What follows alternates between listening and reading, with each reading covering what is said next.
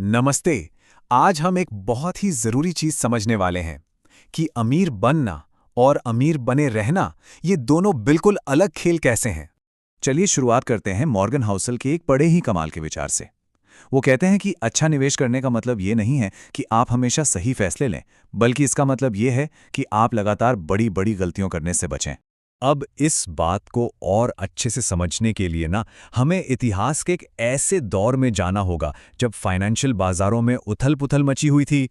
तो साल था 1929। स्टॉक मार्केट बुरी तरह से क्रैश हो गया था। और इसी उथल-पुथल के बीच दो लोग थे जिनकी किस्मत आप कह सकते हैं रातों रात बदल गई। एक थे जेसी लिवरमोर और दूसरे थे अब्राहम जर्मन्स्की।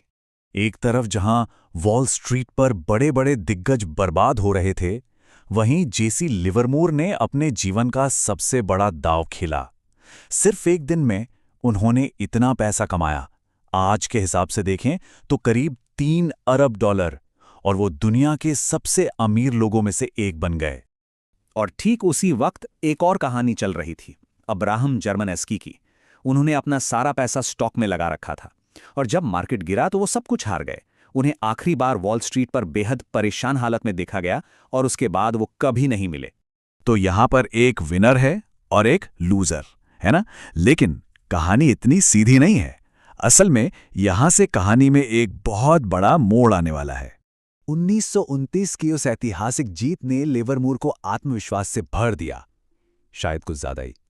वो और भी बड़े और भी ज्यादा रिस्की दाव लगाने लगे, और नतीजा, सिर्फ 4 साल के अंदर वो अपना कमाया हुआ सब कुछ और उससे भी ज्यादा हार गए।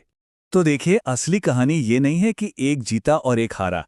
असली कहानी तो ये है कि दोनों ही लोग, लिवरमोर और जर्मन्स्की, अपने अपने तरीके से अमीर तो बने, लेकिन दोनों में एक ही कमी थी, वे अमीर बने रहने की कला नहीं जानते थे।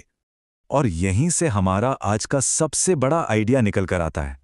वो ये है कि पैसा बनाने के लिए जो स्किल्स चाहिए होती हैं, वो पैसा बचाए रखने के लिए ज़रूरी स्किल से बिल्कुल ही अलग होती हैं। सोचकर देखिए, अमीर बनने के लिए क्या चाहिए?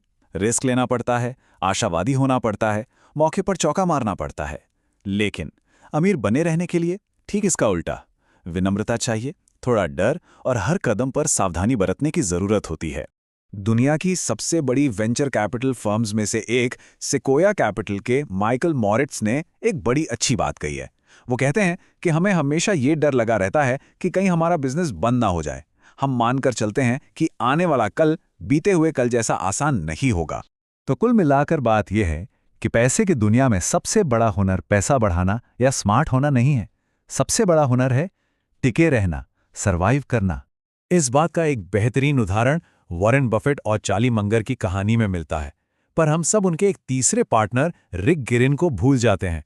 रिक गोएरिन भी बफेट और मंगर जितने ही होशियार थे, पर उन्हें जल्दी थी।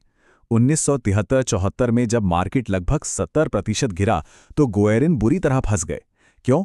क्योंकि उन्होंने मार्जिन पर यानी उधार लेकर बहुत ज्यादा पैसा लगा रखा था। उन्हें अपना कर्ज चुकाने के लिए अपने सारे शेयर, बर्कशायर हैथवे के शेयर, बफेट को कौड़ियों के दाम पर बेचने पड़े। और बफेट और मंगर वो टिके रहे क्योंकि उन्हें कोई जल्दी नहीं थी। तो वॉरेन बफेट की सफलता का राज सिर्फ ये नहीं है कि उन्होंने क्या किया, बल्कि ये भी है कि उन्होंने क्या क्या नहीं किया। वो कभी बहुत ज्यादा कर्ज के चक्कर में नहीं पड़े। उन्होंने 14 बार आई मंदी में घबराकर अपने शेयर नहीं बेचे। वो किसी एक ट्रेंड के पीछे पागल नहीं हुए, वो बस टिके रहे। उन्होंने सर्वाइव किया। तो सवाल ये उठता है कि ये टिके रहने वाली, ये सर्वाइवल वाली मानसिकता कोई अपने जीवन में कैसे लाए? इसके लिए 3 बहुत ही सीधे साधे सिद्धांत हैं। पहला, सबसे ज्यादा रिटर्न के पीछे भागने से बेहतर है कि खुद को आर्थिक रूप से अटूट बनाने पर ध्यान दिया जाए।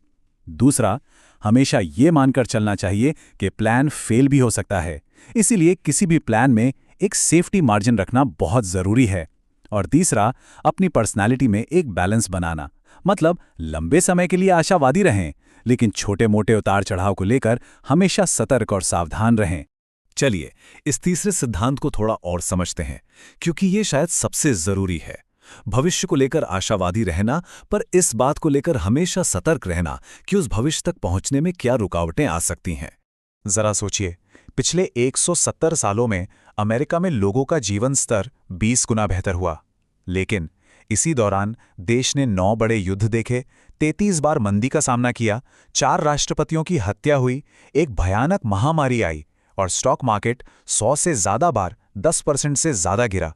मतलब लॉन्ग टर्म ग्रोथ हमेशा शॉर्ट टर्म की परेशानियों और संकटों के बीच से ही निकल कर आती है। और अंत में जैसी लिवरमोर की ही बात पर वापस आते हैं।